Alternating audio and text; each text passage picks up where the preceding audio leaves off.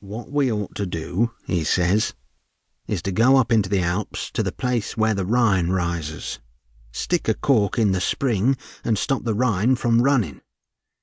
If there wasn't no Rhine, there'd be no watch on the Rhine, and if there wasn't a watch, we'd be able to nip across before anybody saw us. Another idea of Nobby's was one which I dare say you've heard about. It wasn't exactly to stop the war, but, so to speak, to stop the bit of the war which was operating on our front. We held a line of trenches near Y or Z, and our main difficulty was to persuade the enemy that the trench line was held by about 90,000 men. In a sense, we was in the air, and even our supports was well in advance of where the line should have run, owing to the fact that we had a little river on our right and a swamp on our left.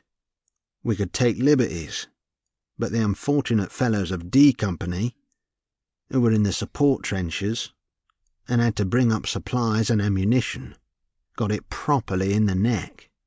Sometimes the enemy was satisfied with sniping, but now and then, especially after nightfall, the parties that came up to the firing trench would be raided from the marsh and have all their stores pinched. If they got away without being pinched themselves or shot a bit, they was very lucky. We could never find all the paths across the marsh. There must have been half a dozen, and no sooner had we laid a trap for the Germans in one place than they'd come up in another.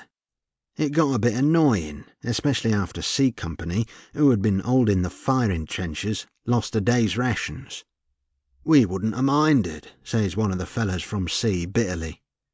Only the pinchers pinched the box with the jam in it. Jam's bad for you, says Nobby. Besides which, it's bad for the enemy, he says. You've probably done the army a good turn by losing it. A couple of days later, when it was our turn to be in the firing trenches, the same thing happened. The supports coming up with provisions was attacked and routed, and the stores taken. This ain't war, says Nobby indignant. This is barbarity. It ain't civilised to rob the wounded of their comforts. When I say wounded, says Nobby carefully, I mean heroes who are likely to be wounded at any minute. It was about this time that Nobby got his grand idea of finishing the war.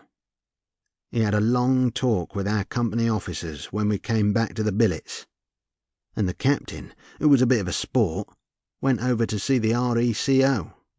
It was Nobby's plan and Nobby's grand idea all through.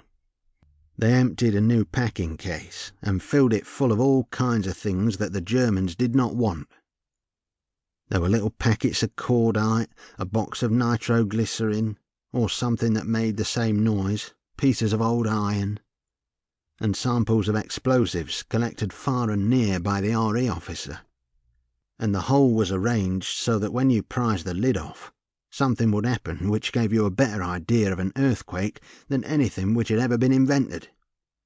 It was a nice new packing case, and when they had nailed it down very carefully, they stencilled on it, "Comforts for the troops," and "Jam for the soldiers." And Nobby added, what I might term an artistic touch, by sticking on a card, "From little Minnie Brown, with love for all the dear heroes at the front." "That ought to get 'em, sir," says Nobby, enthusiastic, and the RE officer and our company officers were highly delighted. The general idea was that the case should be taken up to the edge of the marsh and left carelessly near the end of one of the paths, which we had spotted. All might have gone well if it had not been for the Wigshires.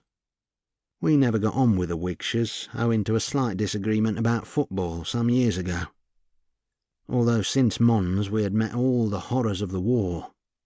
We never had the bad luck to find ourselves quartered alongside the Whigs. We'd been shelled, aeroplanes had dropped bombs on us, we'd had our trenches blown in, we had had the roads blown up, we had poisoned water, typhoid fever, and had gone without warm food for days together, but we never had the crowning misfortune of finding ourselves side by side with the 1st Battalion of the 150th.